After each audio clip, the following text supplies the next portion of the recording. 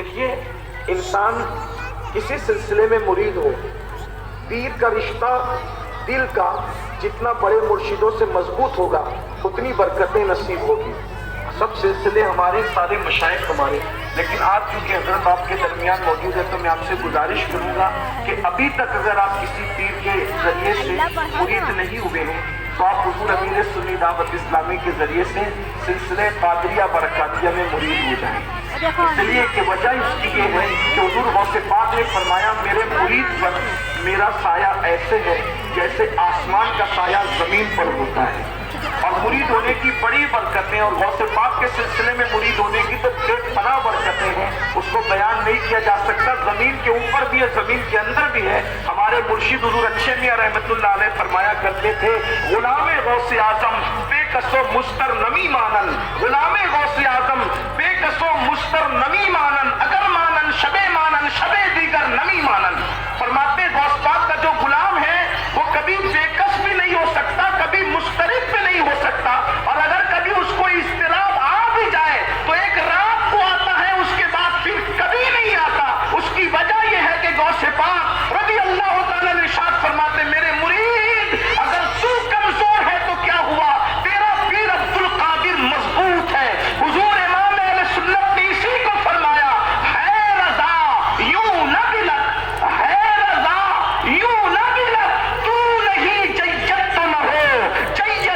سید ہر دیر ہے مولا تیرا، جید سید ہر دیر ہے مولا تیرا۔ تو آپ میں سے جو میرے بھائی اور بہن سلسلے قادریہ میں وابستہ ہونا چاہتے ہیں قائد محترم کے ذریعے سے وہ مرید بھی ہو سکتے ہیں انشاءاللہ۔ بیان کے بعد یہ سلسلہ رہے گا اور آپ حضرت کے دامن سے وابستہ ہوں گے۔ ہم نے دیکھا ہے غوث پاک کی بارگاہ کی مقبولیت، میں کوئی آپ کے سامنے ایسی بات نہیں ہے، بلکہ میں یہ بھی کہوں ہمیں مائک پر یہ باتیں کہنے کی اجازت بھی نہیں ہے۔ بہت سارے لوگوں کو میں نے دیکھا مائک پہ وہ حضرت کی تعریف کرتے ہیں تو کمرے میں بعد میں ان پر تعدیبی کارروائی کی جاتی ہے، لیکن یہ میں صرف اللہ کی خوشی کے لیے کہہ رہا ہوں۔ بغداد محلہ کے اندر ہم نے دیکھا غوثیت مآب کا وہ حجرہ جس میں غوث پاک راتوں کو عبادت کیا کرتے تھے،